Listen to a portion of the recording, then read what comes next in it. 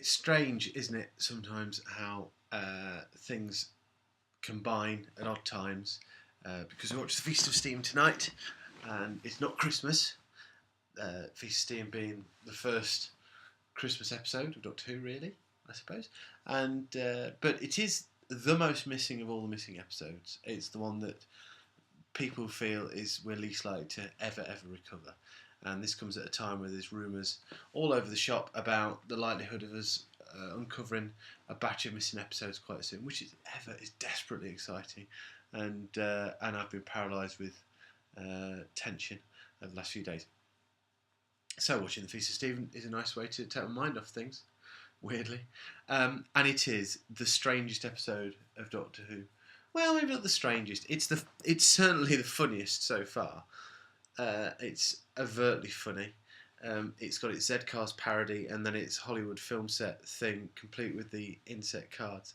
And it shows us that we might think as Doctor Who now as breaking ground and the whole, we can have relationships with companions or not, or, we can have the love story. And people think it's grown up as a show, but quite frankly, whether through naivety or just sheer ignorance of what they had on their hand. No, naivety or, let's give them the fruit, bravery.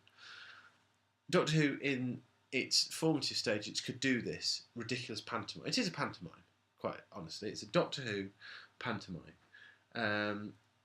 To the extent that we break the fourth wall at the end, and notoriously the Doctor wishes us a happy Christmas at home, which is just bang on for Hartnell. You can tell that Hartnell's loving this episode. He's having a grand old time.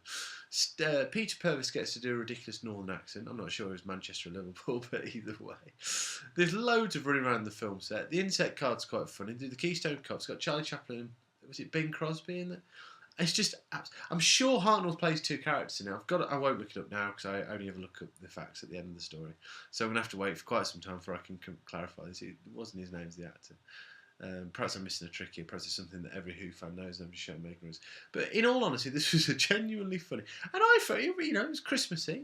And it wasn't Christmas. Doctor Who, when does Christmas specials now, is overtly Christmassy. There are Christmas trees.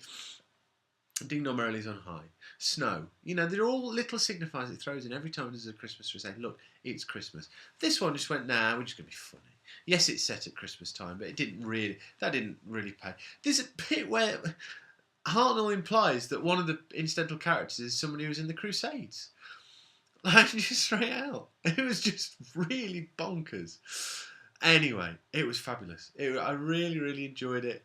No Daleks in it, which made for a nice change of pace. It's said written by Terry Nation, but I genuinely don't believe that. I think that's absolute bobbins. This has got Dennis... Who are we on? Are we Cotton or Spooner? Spooner. All over it. It was bonkers. Absolutely ridiculous. I loved this episode of Doctor Who. It was bang on, exactly what we wanted. Gaia sat on my knee all the way through. Here's her tale. That's it.